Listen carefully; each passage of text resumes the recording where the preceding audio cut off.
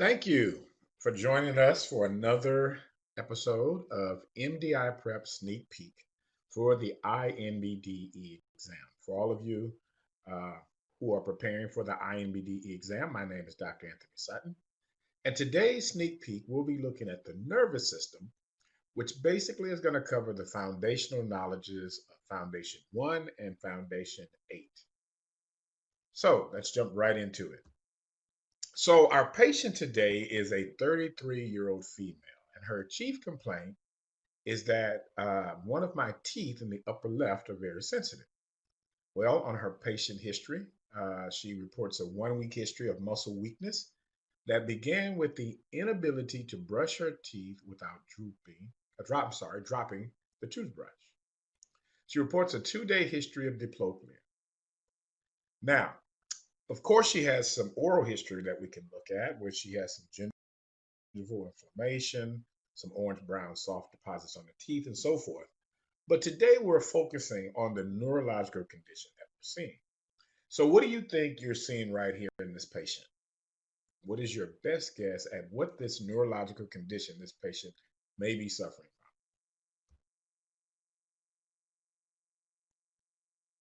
from? All right. If you guessed myasthenia gravis, you are absolutely correct. You're absolutely correct.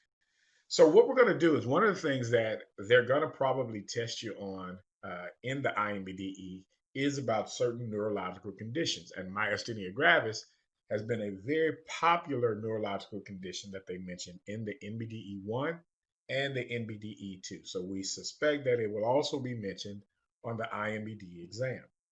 So before we look at actually any treatment or anything for the myasthenia gravis, the first thing that's going to be really, really important is that you understand the physiology behind myasthenia gravis. So if you look at this screen, you can see that it starts with an action potential in the alpha motor neuron. Then it goes on to the release of calcium through a photogated calcium channel. Then it goes into the ACH vesicle migration and fusion. Wait a minute. Now, if you're like most of our dentists, our NBDE students, our INBDE students who are in our class, all of these words really mean nothing unless you can actually visualize exactly what's going on. So we're going to show you exactly how we teach it in the MDI prep program. And then that way you'll have a better understanding exactly the physiology behind myasthenia gravis. So the first thing that you have to understand is when we talk about myasthenia gravis, it's a neurological condition that there's something going wrong with the muscles, right? So you're saying to yourself, well, how do the muscles and the nerves, how do all these connect? Well, first of all, you have this thing called a cell body, okay? And let's just say in this cell body, connected to this cell body is this axon, all right? Along these axons is something called basically nodes of Ranvier, okay? And here is our axon. This is our cell body, all right? Down here at the bottom is what we call our synaptic bulb. And inside that synaptic bulb is, guess what? Neurotransmitter. That's right. The neurotransmitter that we're going to be talking about in particular, in this case, is going to be acetylcholine. All right. Now, I'll draw something over here that kind of looks like a muscle. We'll just label it muscle. I won't actually draw muscle. We'll just label it muscle. And on that particular muscle, we're going to draw this receptor. And we're going to draw a channel called a sodium channel.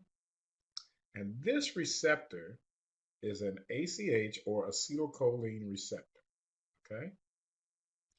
Now imagine in order for this cell to depolarize, wait a minute, I just mentioned the word. Let me put that up here, depolarize.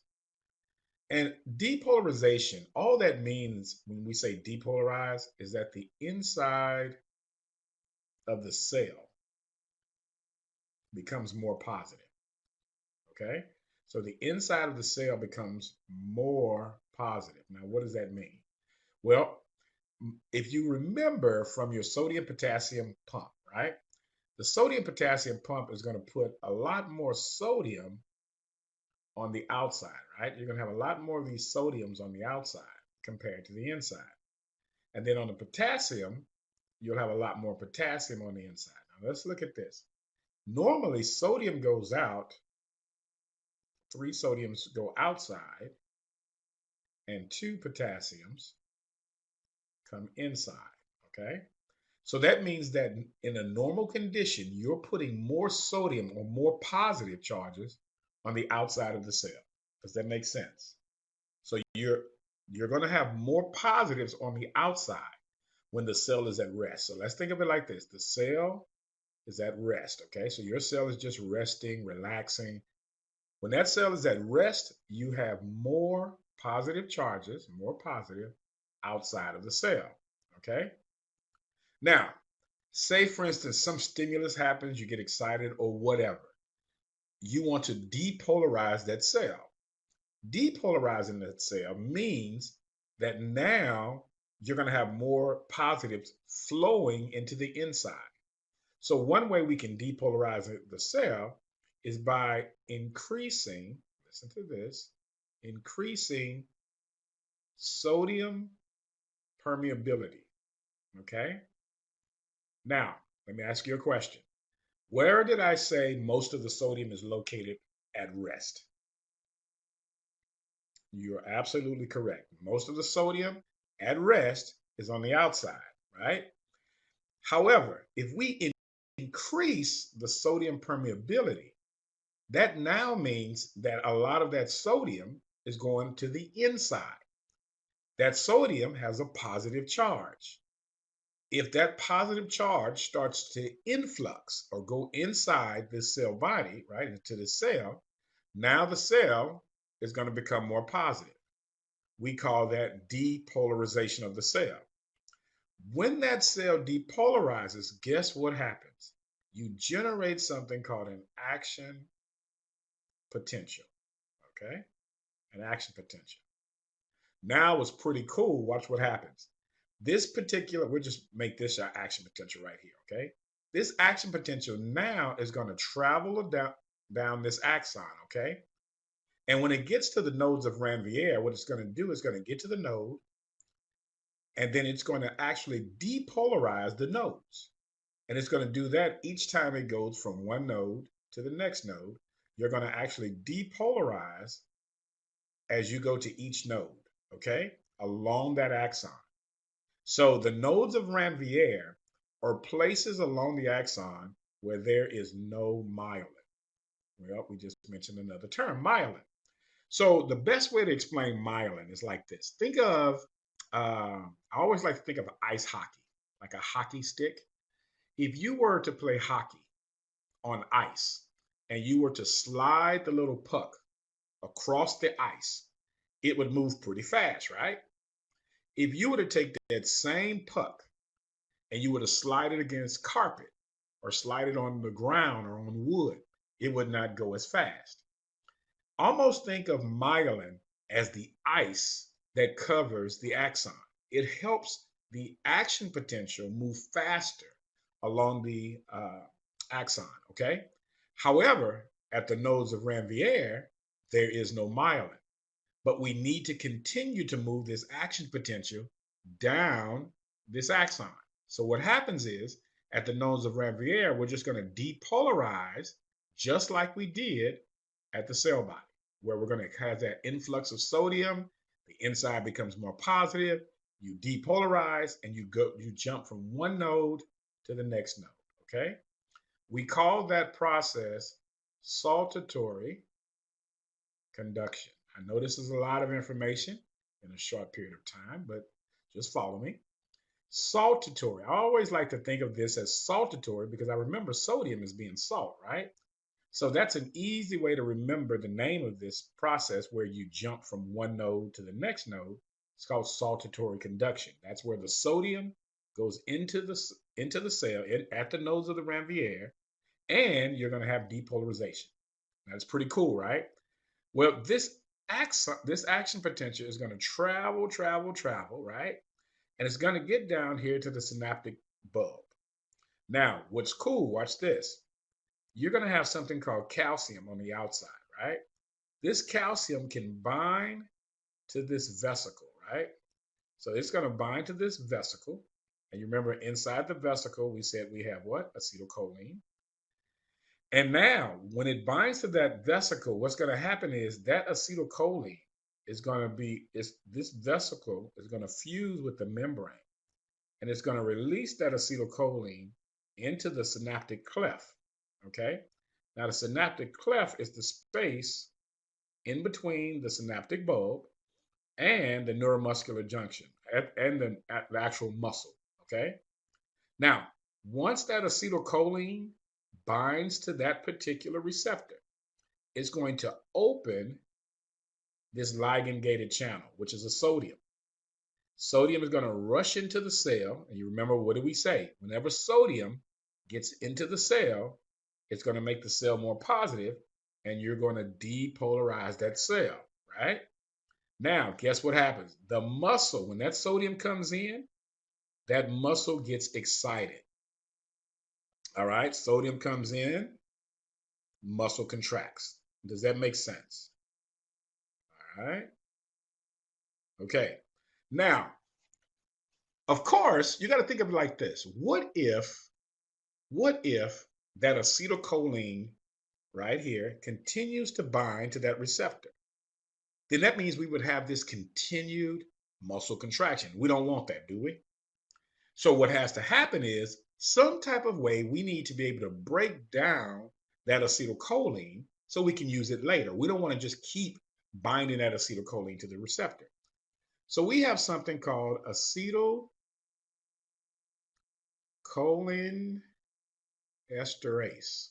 That's an enzyme because you can see the ASE at the end, right? So that enzyme is the one that actually breaks down the acetylcholine, okay? Now, that's good news, so we don't have to keep contracting, right? Now, the other thing that we need to talk about is really, at this point, how does this myasthenia gravis happen? Like, what is the process? What's going on to where we actually see this myasthenia gravis, right? Well, think of it like this. Here's this muscle right over here. We're just going to write muscle, right? Here's the receptor for acetylcholine. So we're going to put ACH receptor. Now, normally ACH would bind to that receptor. But what if all of a sudden, and I'll just draw it like this, right? I have this person right here, right? And we're going to call this autoimmune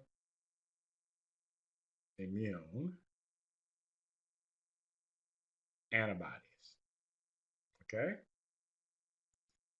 So what would happen if this particular autoimmune antibody decided that, you know what, I'm going to bind to this particular ACH receptor?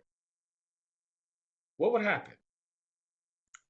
And if you guessed that if the autoimmune antibodies actually bind to the receptor, that would prevent the ACH from binding, you're correct.